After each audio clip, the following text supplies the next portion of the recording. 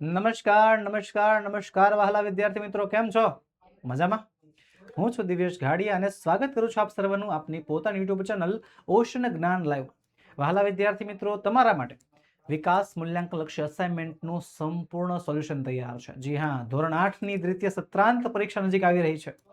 આખા સત્ર દરમિયાન જે કાંઈ પણ આપણે ભણ્યા, જેનો જેનો અભ્યાસ કર્યો, એ બધો અભ્યાસ હવે નીચોવવાનો સમય આવી ચૂક્યો છે અને તૈયાર છે તમારી માટે વિકાસ મૂલ્યાંકન લક્ષ્ય અસાઇનમેન્ટનું સંપૂર્ણ સોલ્યુશન. તો ચાલો ચાલો ચાલો ચાલો કરીએ શરૂઆત. આજે આપણે ભણીશું વિકાસ મૂલ્યાંકન લક્ષ્ય અસાઇનમેન્ટમાં ધોરણ 8 આપણો પ્રિય વિષય અંગ્રેજી, જેમાં આજે આપણે પ્રશ્ન 2 નો અભ્યાસ કરવાનો છે. અગાઉ આપણે પ્રશ્ન 1 નો અભ્યાસ જોઈ ચૂક્યા છીએ.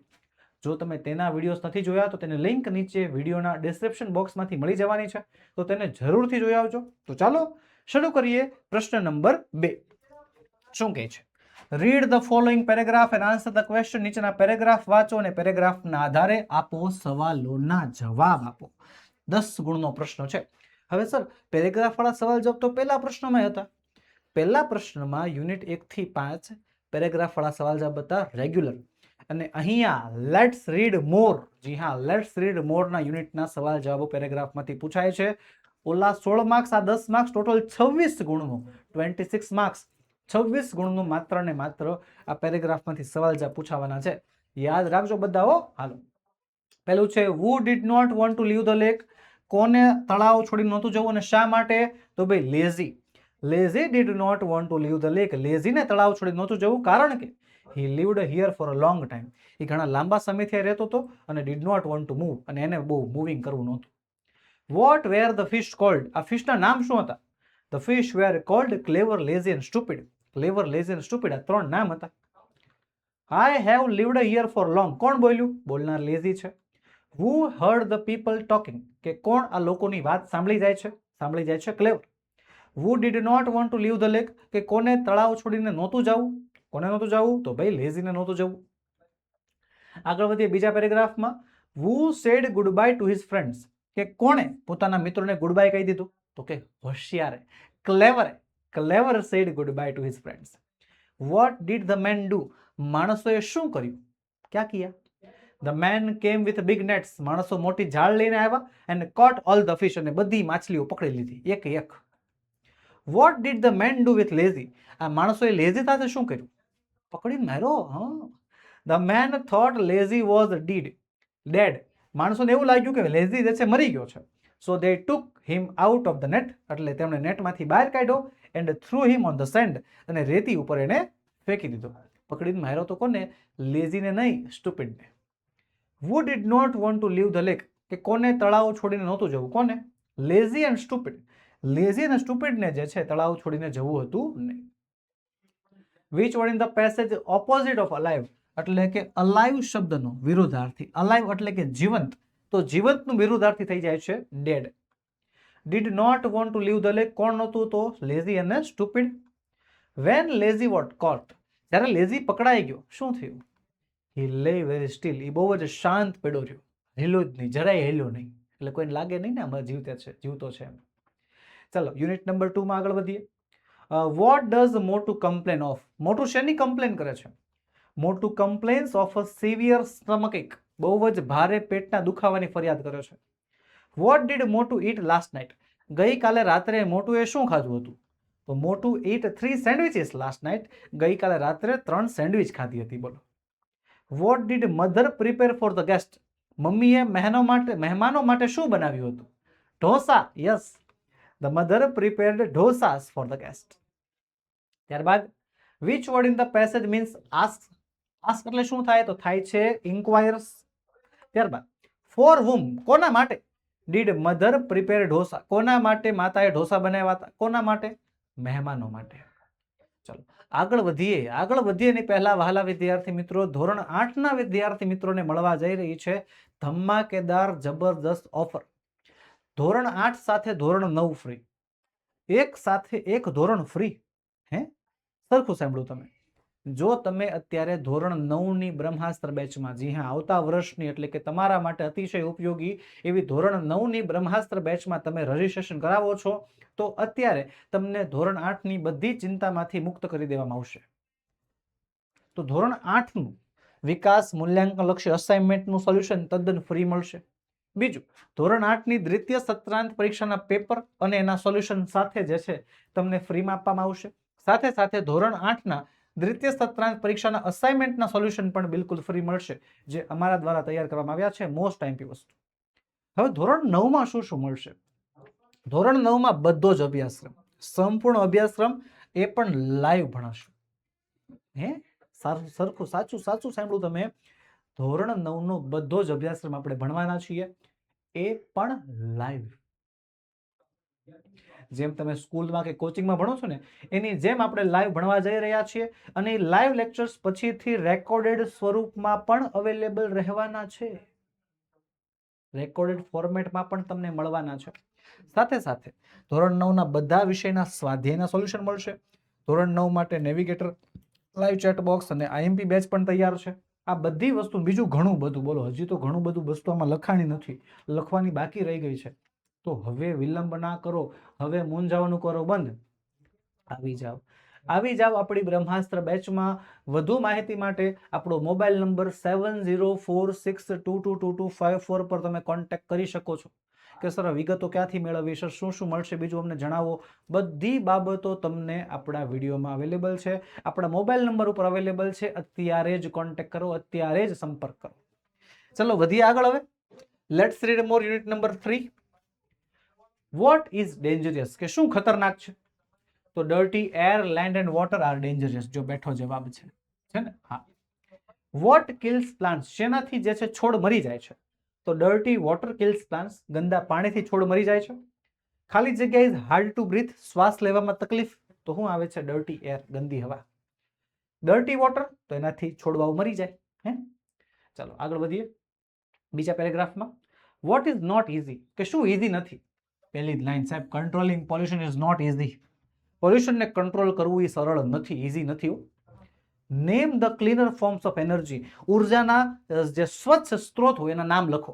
તો નામ છે ભાઈ વિન્ડ પાવર અને સોલાર એનર્જી. ચાલો. People find it difficult to change there, લોકોને અઘરી લાગે છે શું? તો એમની લાઈફસ્ટાઈલ એટલે કે વે ઓફ લિવિંગ ચેન્જ કરવી અઘરી લાગે છે. ચેન્જીસ આર, ચેન્જીસ કેવા હોય છે? તો એ જે અનપોપ્યુલર હોય છે અથવા તો બહુ જ મોંઘા હોય છે, અનપોપ્યુલર ઓર એક્સપેન્સિવ હોય છે. ત્યારબાદ let's read more. Unit number 4. પહેલો પેરેગ્રાફ છે, વેન વી કેન વોટ, આપણે ક્યારે વોટ આપી શકીએ? તો ભાઈ we can vote from age of 18, 18 વર્ષની ઉંમરે. We can vote from the age of 18. Who are the future of India, ભારતનું ભવિષ્ય કોણ છે? વી ધ યંગ સિટીઝન્સ, આપણે જે યુવાનો છીએ, are the future of the India. Some people cut, અમુક લોકો કાપે છે. શું કાપે છે? સીટ્સ ઓફ ધ બસીસ, બસની સીટ કાપી નાખે, કોતરી નાખે. પછી bad citizen during strikes, bad citizen શું કરે? તો કે જે છે ડિસ્ટ્રોય વ્હીકલ્સ, વાહનોને નુકસાન પહોંચાડે છે. Bad citizen makes the lives of other people, ખરાબ નાગરિકો બીજા લોકોનું જીવન કેવું કરી નાખે? ખરાબ કરી નાખે, અનકમ્ફર્ટેબલ કરી નાખે. ચલો આગળ વધીએ બીજા paragraph. What is the important duty of the students, વિદ્યાર્થીઓની ઇમ્પોર્ટન્ટ ફરજ શું છે? The important duty of the students is to study well, વ્યવસ્થિત અભ્યાસ કરવો એ આપણી ફરજ છે. How should we spend our vacations, આપણે આપણા વેકેશન કઈ રીતે ગુજારવા જોઈએ? તો we should spend our vacations during constructive work, ઉત્પાદક કાર્યો કરીને. We should not waste our time in, આપણે આપણો સમય શેમાં ન બગાડવો જોઈએ? તો અનનેસેસરી, બિનજરૂરી વાતોમાં.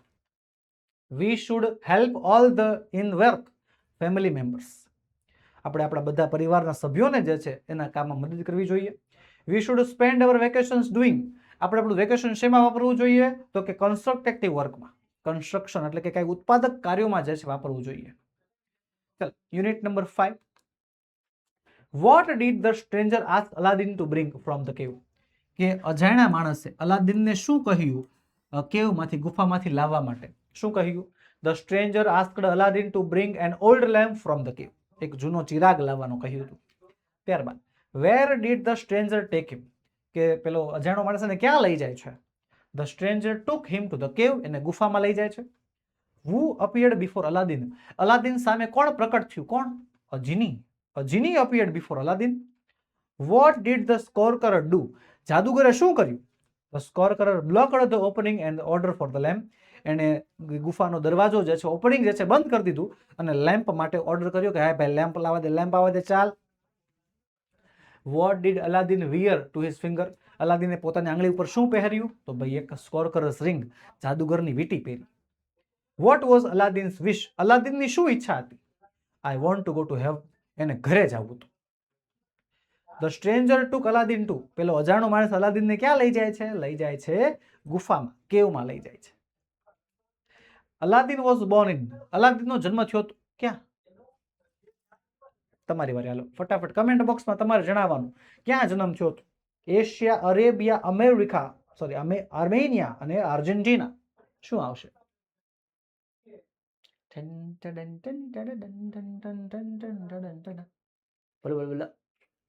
લખાઈ ગયો જવાબ? ચકાસીએ, જવાબ આવશે અરેબિયા, અરેબિયામાં જન્મ થયો હતો એનો. ચાલો આગળ વધીએ. whom did અલાદીન મેરી, અલાદીને કોની સાથે લગ્ન કર્યા? હલીમા સાથે. Aladdin married Halima the sultan's daughter. પછી what did Halima not know, હલીમા શું નહોતી જાણતી? Halima did not know that the old lamp was magical, Halima નહોતી જાણતી કે પેલો જે ઓલ્ડ લેમ્પ છે એ મેજિકલ છે. વોટ ડીડ હલીમા ડુ, હલીમાએ શું કર્યું? Halima gave the old lamp to the sorcerer, હલીમાએ લેમ્પ જે છે જાદુગરને આપી દીધું. વોટ ડીડ સ્કોરકરર ઓર્ડર ધ જીની, જાદુગરે જીનીને શું હુકમ કર્યું? The scorecrer ordered the genie to carry off the princess and the palace to far off land, કે આ રાજકુમારીને અને આ મહેલને ચા લઈ લે, ઉપાડી લે, દૂરની જગ્યામાં લઈ જઈએ.